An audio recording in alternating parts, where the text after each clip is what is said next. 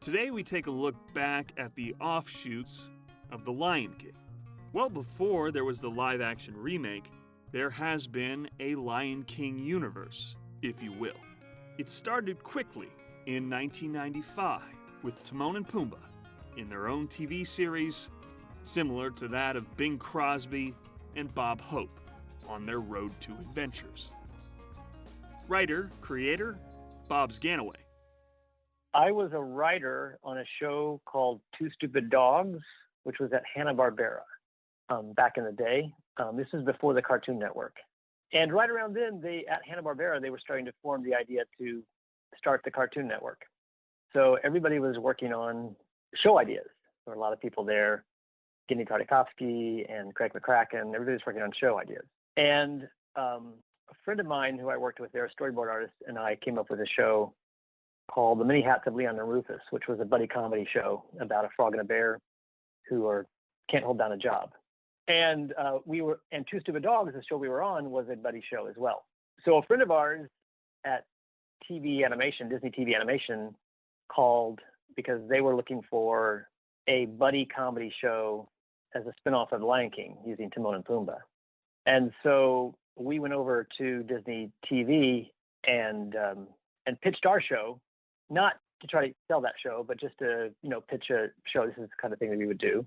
And they liked it a lot, and they asked us to come up with an idea for a show featuring Timon and Pumbaa. So my friend and I, my friend, his name is Tony Craig, by the way, a fairly great storyboard artist.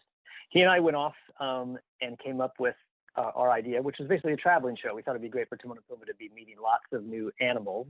So we came up with an idea where they sort of almost meet a new animal every week, kind of traveling the world. So we called it Around the World with Timon and Pumbaa.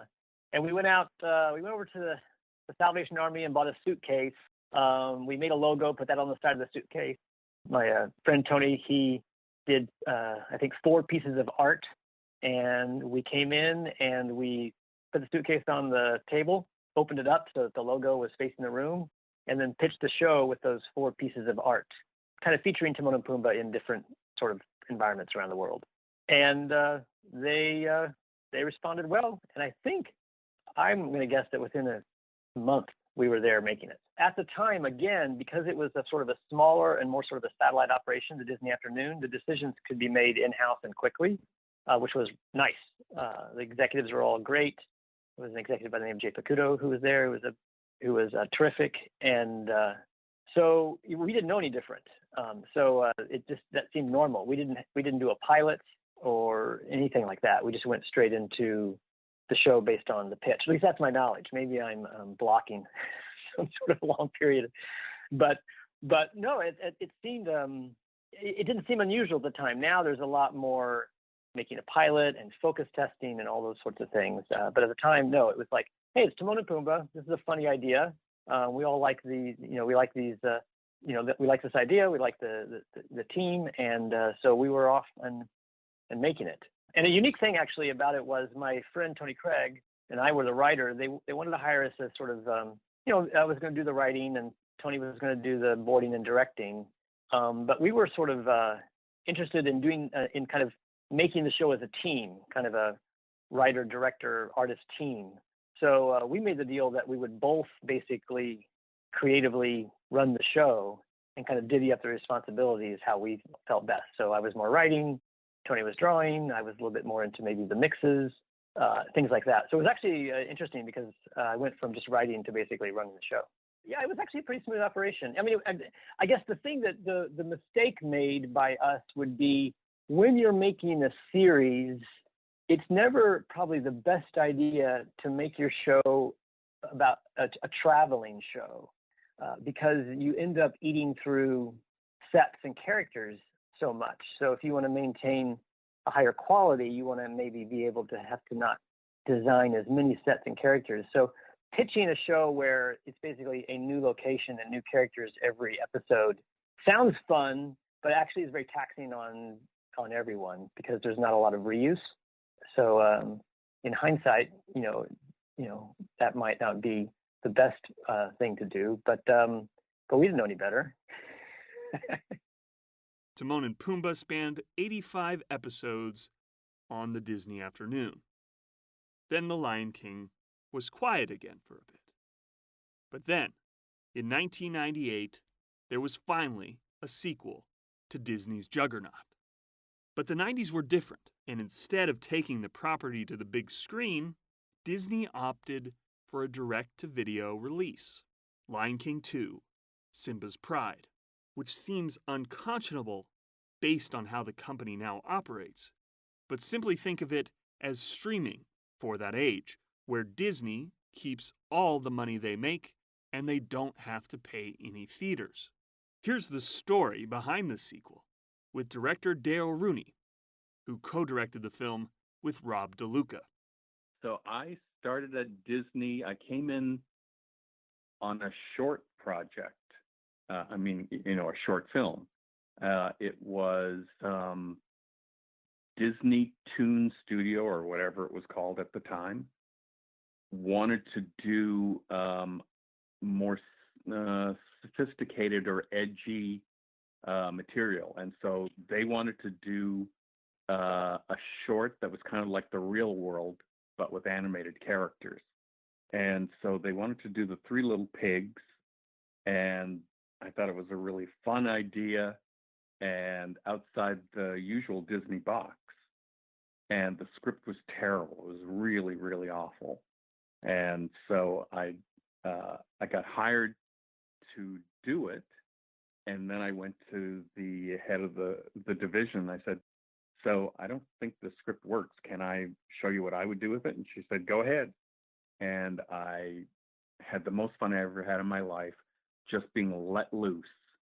Designs, what is it that I think these characters need to do? How can I push them so that they all complement each other and play off of each other?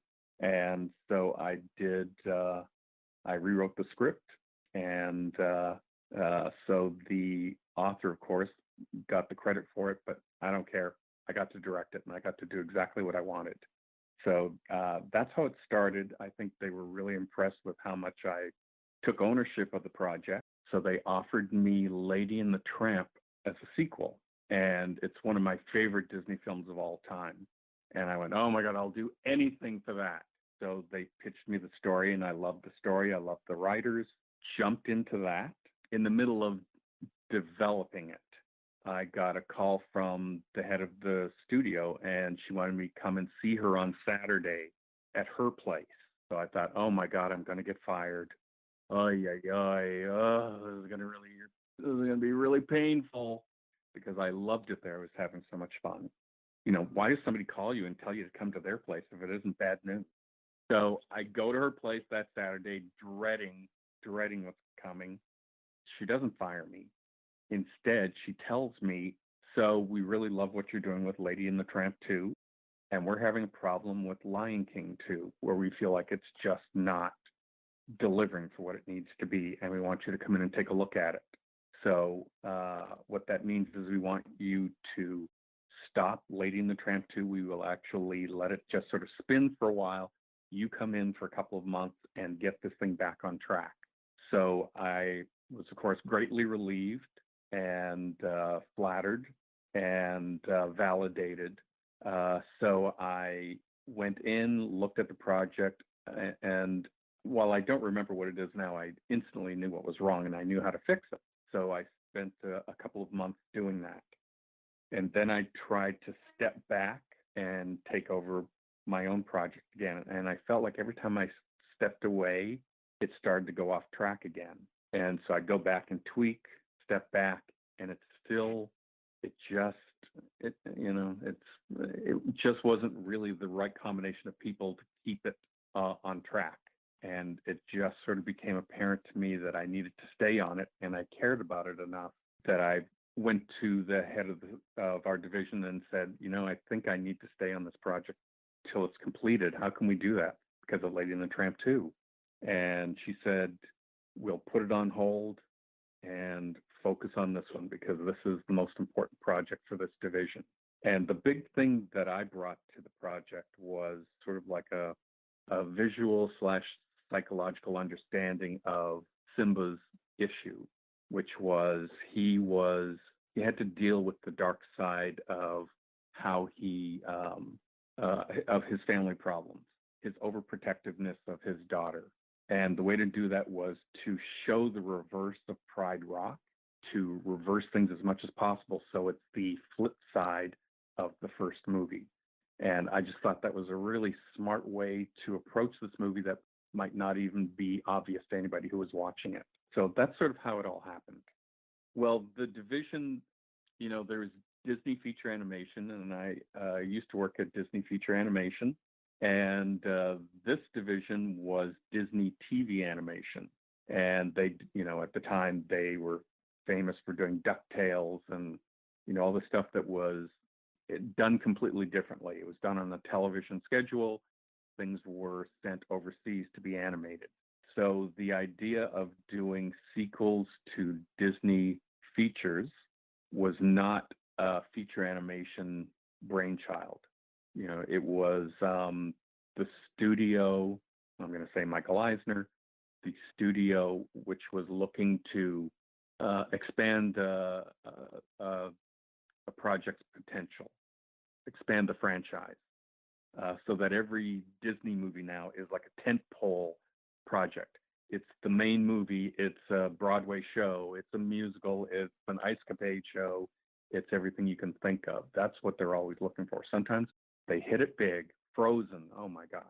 But at the time, this was something that was not a mandate of feature animation at all. It was a mandate of TV animation, so that even though they were going to pump more money into it and expand on the time frame and make it look better than TV animation, it's still, that's what its springboard was. So people in feature animation hated the whole idea of sequels and were against them, and yet they do them now. So I'm just saying.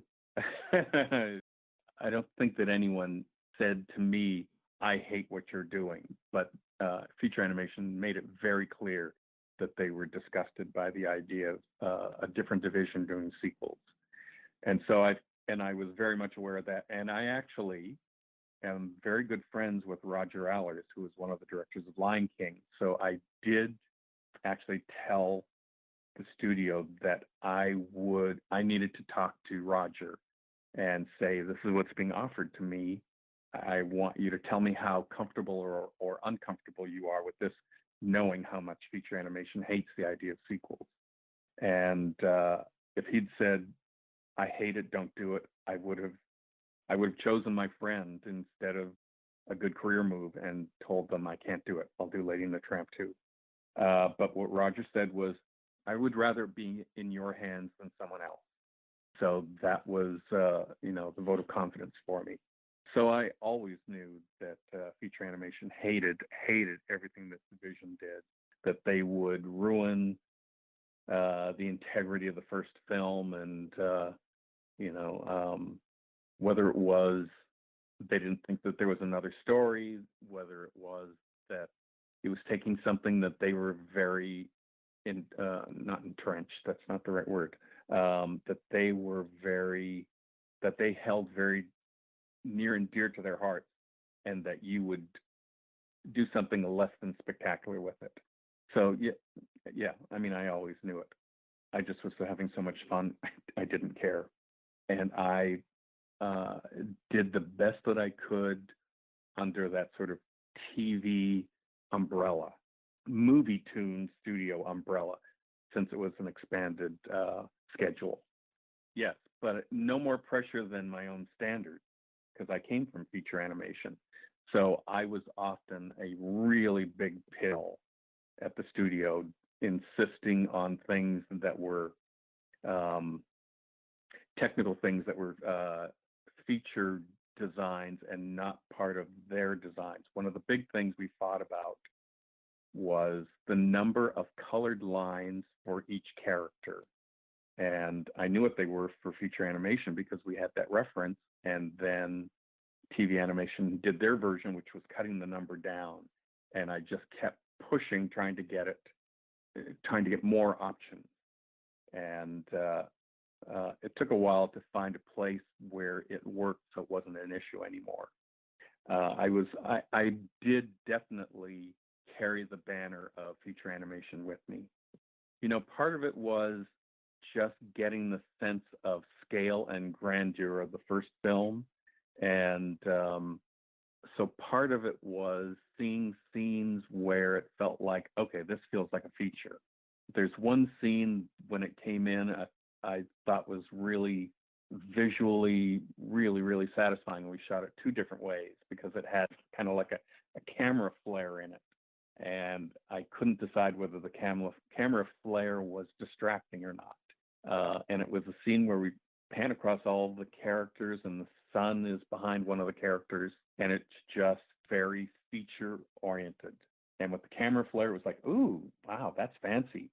Wait a minute, is that too self-conscious? And I made them shoot it without the camera flare. Ultimately, we left it in. I don't know if anyone finds it distracting, but it's pretty. The other thing is there was Zira's Want Song was one where I really worked with the storyboard artist to try and make it as much like a Disney feature song sequence would be. And I always felt like that was probably the most successful one of all the songs in the film. I would have liked to have the final shot be even wider, but it works for the screen that it's on. We can't pass up a story about Michael Eisner, the king of legendary notes. And he had a legendary note for this project as well. The first milestone checkpoint with Michael was that Kovu and Kiara cannot be cousins. It was a very clean, simple Romeo and Juliet story. You know, the offspring, they fall in love. It's very simple and clean, works really well. And Michael said they can't be cousins. That's incest. Right? These are animals. That's what lions do. That's what lions do. And he goes, we're not doing animal behavior. We do human behavior. That is what a Disney film is. Doesn't matter what species it is.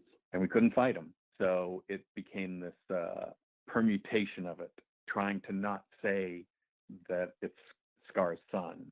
So it's Zira's son, and then she married Scar, and this and that. And so it's sort of, you know, sent it out into the universe, but the timing never really makes sense. When did she have this young son, and when did Scar die? I never can answer it to people's satisfaction because it doesn't really make sense.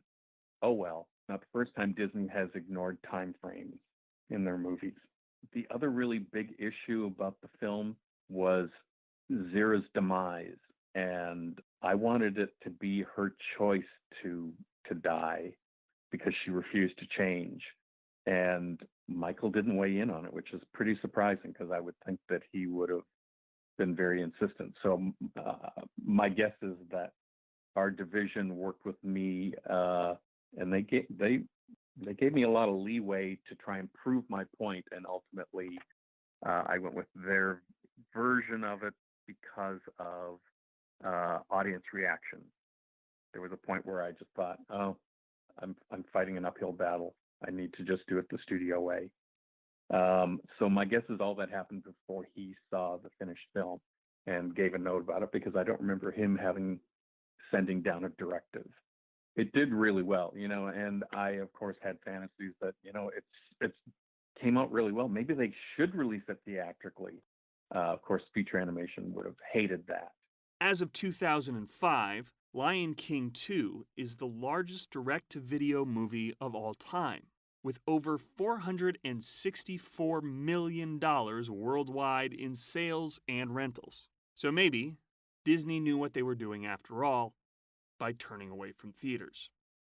It set a high bar for what a feature sequel could be, you know, and then, you know, in the last couple of decades, feature animation has then gone on to do sequels to their own film. So it's nice to see that that was ultimately embraced.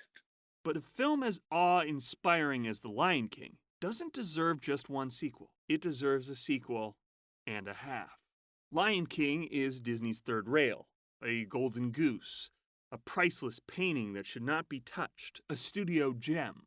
And here the studio took the risk of lampooning it themselves.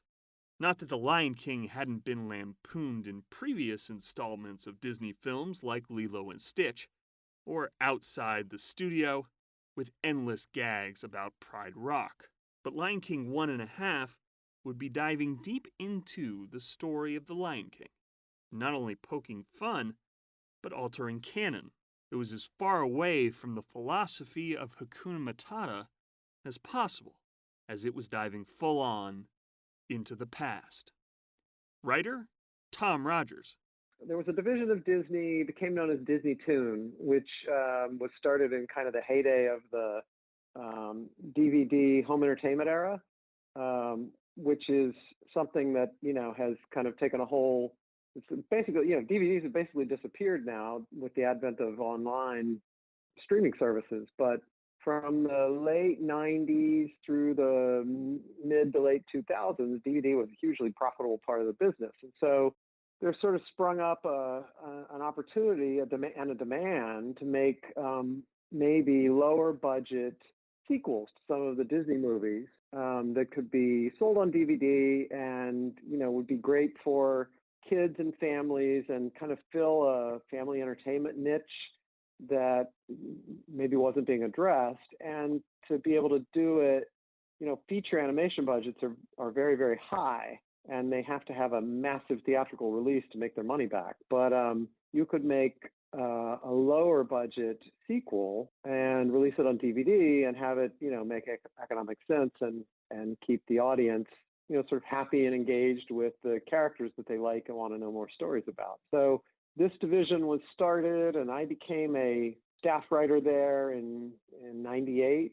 I used to write horror movies and science fiction, which is it's a weird shift from there into Disney, but there was an executive who knew one of my psychological thriller scripts, and he liked my writing and contacted my agent and asked, would Tom be interested in doing we're doing a trio of Cinderella shorts. Would he have any interest? And I don't know why, but, kind of like you, I've always been a fan of classic Disney animation, and it just piqued my interest. And I did one of them and had a blast, and wound up, being the sort of head writer on this trilogy of stories that became Cinderella 2, and then became a staff writer there pretty shortly thereafter. So I wrote, if anything had a Roman numeral 2 after it, I probably had something to do with it.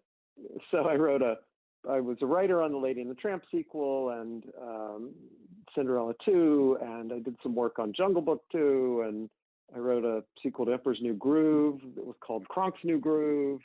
So along in there had been a Lion King 2, which was what we would call a progeny story. Basically, it's what's the next generation. So that had become the kind of obvious first place to go for a lot of these sequels. So in that one, Simba and Nala had grown up, and they had a cub of their own who was giving them all sorts of difficulties. And so when there was an opportunity to make a third Lion King, we were just, sort of, those movies had their time. We were kind of bored of the idea of doing more. What are we going to do, grandkids now? It seemed like, let's find a different way to go. And so when we just spent a lot of time brainstorming about what might be a fun story.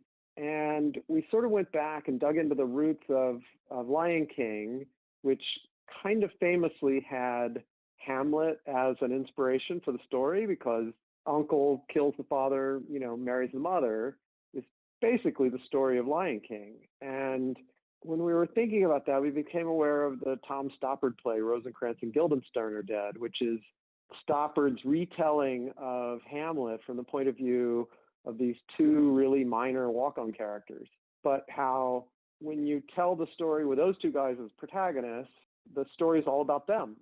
And they seem, the comedy in Rosencrantz and Guildenstern Are Dead is that they're utterly oblivious to the events going on around them. All the court intrigue and the killing of the father and the war of succession and who's going to take the crown and will the uncle marry the mother and so on and so forth. All they care about is, where's their next meal and when do they get off work? And everybody loves Timon and Pumbaa. What if we did Rosencrantz with Timon and Pumbaa? So we kind of retell the story of the Lion King from the point of view of these two comic relief characters. And once we started to go down that alley, it actually became kind of rich territory because, Timon and Pumbaa have when you dig into it, they have a pretty significant character arc, even for as little screen time as they have, because they come on espousing a philosophy of Hakuna Matata, which means no worries, which basically means I've checked out and I'm not committing to anything. And when Simba comes into their life, he changes everything for them, and they wind up, taking up the fight against the forces of evil and fighting next to Simba's side. They have this big sort of moral shift in their whole world. It's super funny, so you kind of don't realize it's happening, but it's really satisfying. And we thought that might be there's really a lot to explore there. Like, where did they come from? How did they become friends? What led them to turn their backs on the world and sort of reject connection to anything and anyone? And then how did rescuing this little orphan lion cub change everything? Suddenly they have this little creature they're responsible for. How does that chip away at their facade of Hakuna Matata? So, pretty quickly, we starting from a kind of a fun comedy premise, we wound up with a story that had some good emotional meat to it. And when you marry a story with a lot of heart with a story with a lot of fun, you've got makings of a pretty good Disney movie. Director? Bradley Raymond. It was, Roger Allers and Irene Mecchi were on it, and they were pretty much, they wrote on it, they helped create, ideas on it, and they were Tom Schumacher brought them in, kind of like our almost like creative executives, kind of overseeing it, making sure we didn't, because it's there's an irreverent comedy, so he wanted, and Lion King is so different. It's such a big epic movie, with the exception of the Timon and Pumbaa part. So they didn't want us to go too far, and kind of, and none of us wanted to kind of ruin the Lion King. Everything that happened in Lion King had to stay the same, and so on and so forth. So having Roger Allers and Irene Mecchi was a huge honor. So Roger and Irene were on it, a lot. They came in for meetings. They helped write. It was actually Irene Mecchi who came up with "Look Beyond What You See," which is the theme that kind of guides Timon on his journey, and it was her that came up with that. So we had plenty of creative meetings with them, and they were just awesome, and it was really important because we never even had the question whether we were going too far, because they were all for it, just to be funny and irreverent, but there was always, I always checked in with them and like, is this too far, or is this, so it was great working with them. They were awesome. It was a huge partnership, because in the other projects that I worked on, it wasn't any kind of animosity or anything like that. It just, there wasn't any interaction with the creative teams of any of those, from any of the features that I did sequels to. It was just we were the only ones involved creatively, and we got all the model sheets and anything we needed, but there wasn't an interaction. And on this, there was so much interaction, like I said, with Roger and Irene and Tom, Tom Schumacher, that it was really, really, really, the partnership, I think, really made the movie what it is, because everybody, not only looked at it and gave notes, but they actually were creative on it, and they actually created ideas and moments, and just having, it's all about the people that are on the project, and having that much talent, working with the same vision in mind, that we were going to make this fun parody of Lion King, or not really a parody of Lion King, but the Lion King from a different point of view. And so once everybody was on board with that, it was just really smooth. And like I said before, Tom Schumacher came up with the idea in the first place, so it wasn't like we had to sell them on the idea. Writer? Tom Rogers. Kind of felt like the third rail a little bit, and could we do this? Could we go near it? And so early on, we had a meeting with Roger Allers, who was one of the directors of Lion King, and Irene Mecchi, who was one of the co-writers. And Irene went on to write the stage play for the Broadway musical. And we met with them, and we sort of, I remember we pitched them a gag. It's the gag that becomes the hot tub gag in the movie, where Timon and Pumbaa and Simba are sitting around in a what looks like a hot springs after a long day of doing nothing. They're relaxing, and the springs are bubbling. And then, middle of their conversation, Pumbaa yawns, decides he's got to turn in for the night. He climbs out of the hot springs, and the second he gets out, it stops bubbling. And the guys realize it's been Pumbaa generating the bubbles all along, and they freak out and run. And we pitched him that joke, and Roger Allers' only note was, yes, more fart jokes. So they were just super fun. They just wanted more of that. They felt like the more irreverent we could be, the more fun it would be. So then we went to town. I think he was the one who pitched that the reason everybody bows at the Circle of Life is that Pumbaa actually had an accident at the back of the crowd and knocked them all out. So, a lot of silliness, a lot of fun.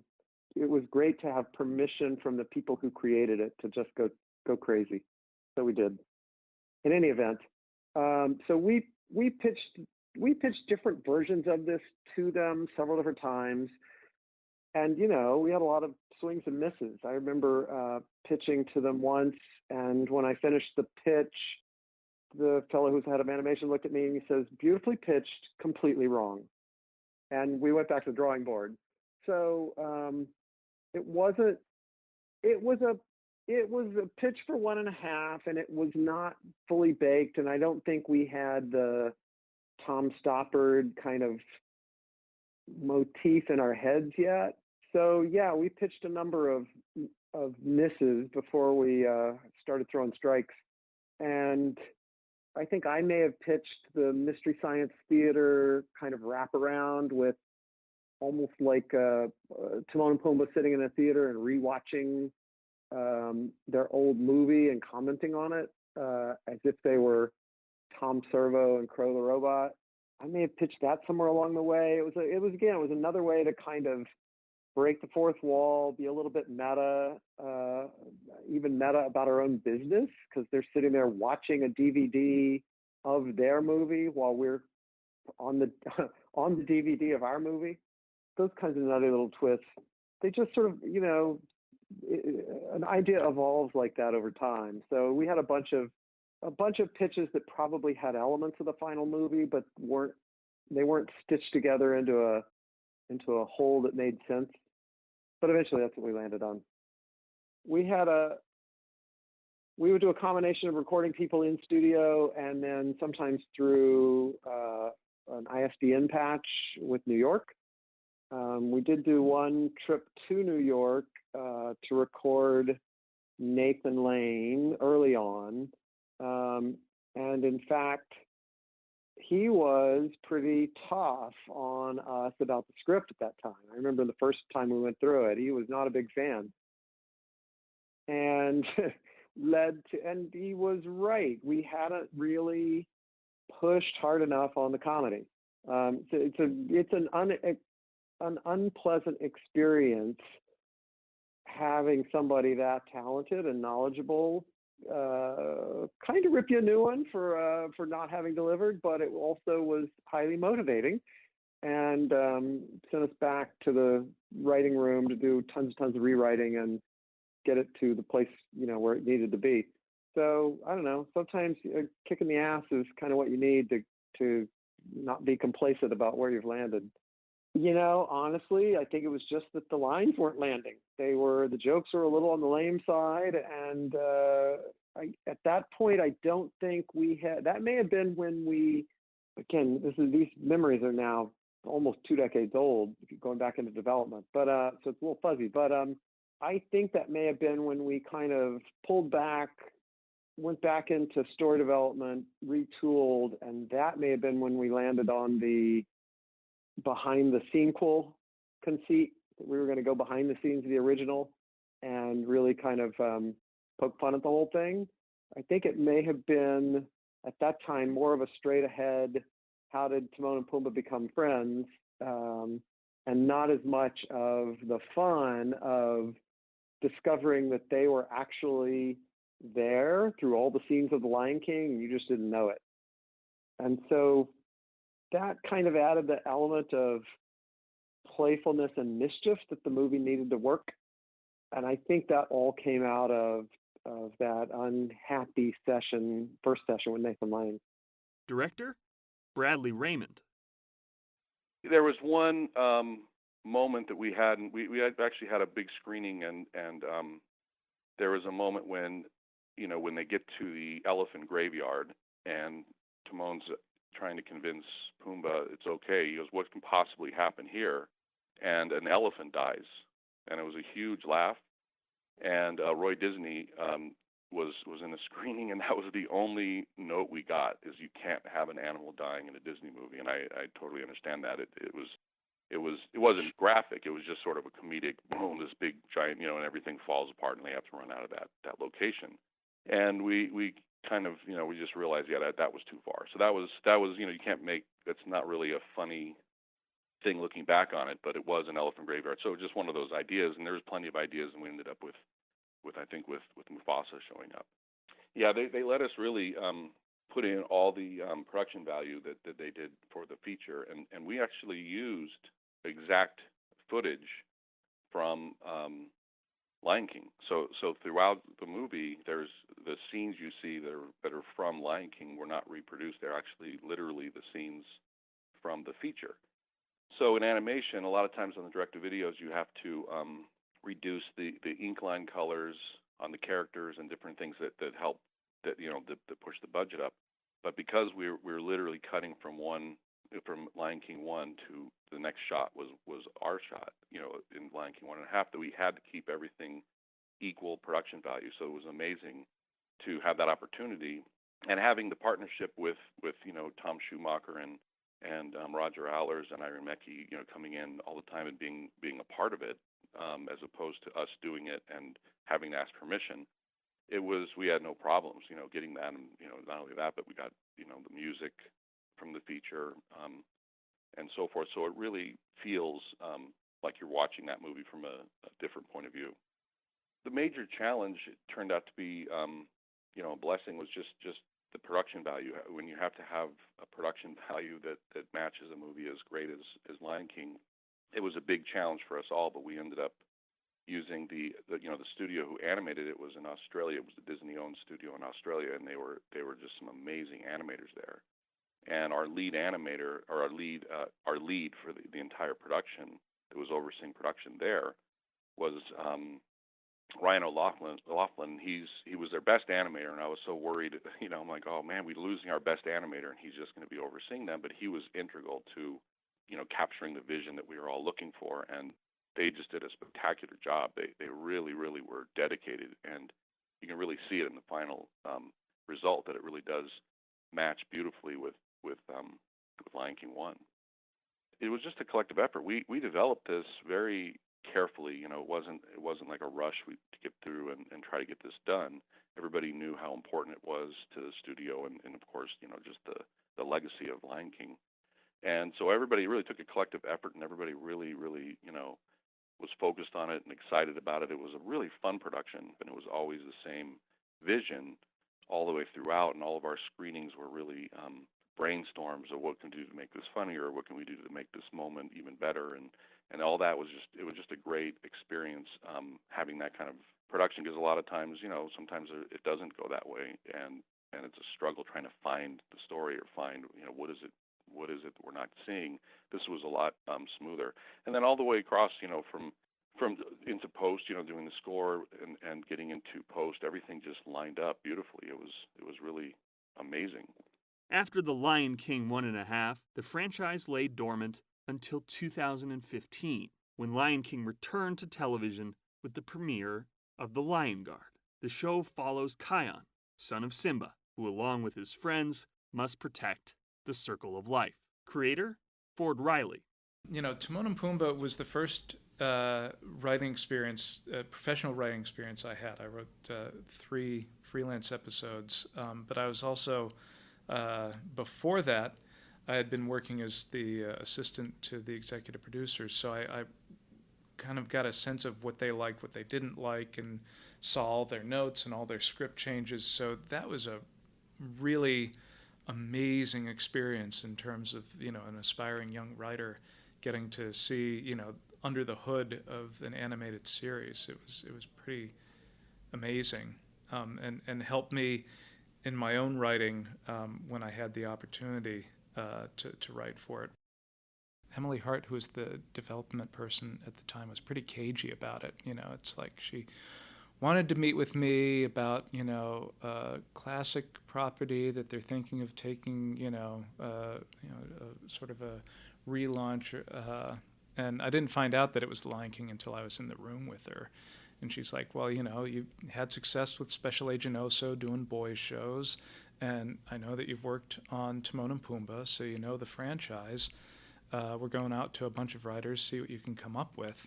We talked about it because I did know the franchise.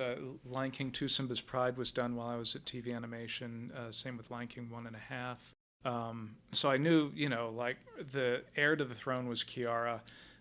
So if you wanted to do a boys show and it's Simba's son, and one of their marching orders was that it couldn't have any of the characters from the original films or sequels. It had to be a whole new cast.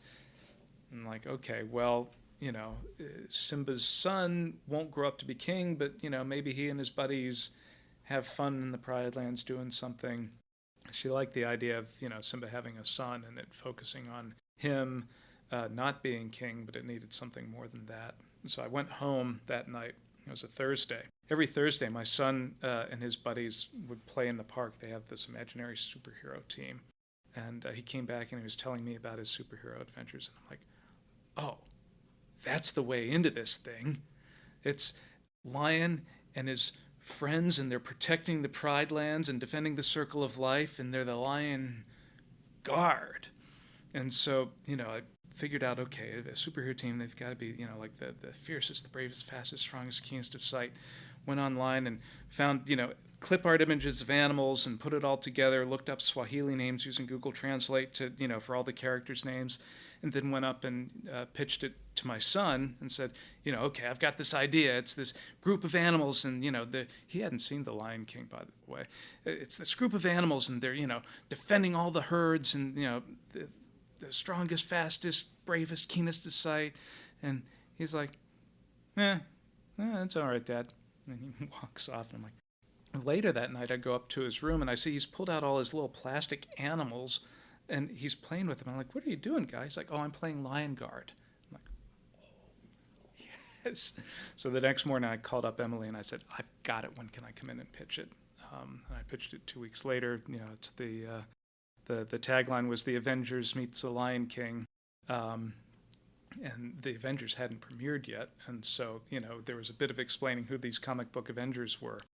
And then I think it was like a few weeks later, the Avengers movie premiered, and Nancy was like, oh, we've got an idea for the Lion King, show, and it went into development from there. I'm just really fortunate that, everything that I had done up to that point allowed me to be in the position that Disney would come to me and say, hey, want to take a swing at, the Lion King TV series? And I was really excited about it, and it seems to have worked out okay. Lion Guard, I knew that I had to have a team of writers like they had on Recess, and it wasn't like I could just do, like on Land Before Time, it was all freelance writers. There weren't any staff writers, and I knew that wasn't going to work on, Lion Guard, because we were trying to tell a big arced story, and I needed to have people in-house and who would understand that, okay, yeah, we're telling these individual episodes, but it's a much bigger story that we're trying to tell in terms of the full season. And you're all going to get a piece of it, and we're going to lay little hints along the way, so kids watching the show can watch the episodes out of order in between, the big one that starts the thing and the big one that is, sort of the end of the season-long story arc. And it doesn't matter what order they watch it. It's like, oh, wait, you were hinting at all this stuff, and, here's Scar back because, we've been hinting at Scar the whole season. The influence of Timon and Pumbaa was that, okay, they've done that. That's been done. They made, I don't know, like 80-some episodes of Timon and Pumbaa. Don't have to go there. Let's try and continue the story of, the Simba's Pride. So it slots in between, there's, if you're familiar with Lion King 2, there's like a gap of like 15 years between Act 1 and Act 2. what happens in those 15 years, and that's where the Lion Guard falls in. And it'll actually, by the end of season 3, it'll hook up with the second act. It'll hook up with the very end of Lion King 2. They announced the live-action movie after, I think the Lion Guard was on the air for about 6 months, and then they announced the live-action movie. And I like to think that, the success of Lion Guard helped with that decision, but it probably didn't, but I like to think that it did. I think the Lion Guard was a big hit when it premiered, and I think that influenced, wow, there's, a lot of people who love this property and, would like to see more of these characters.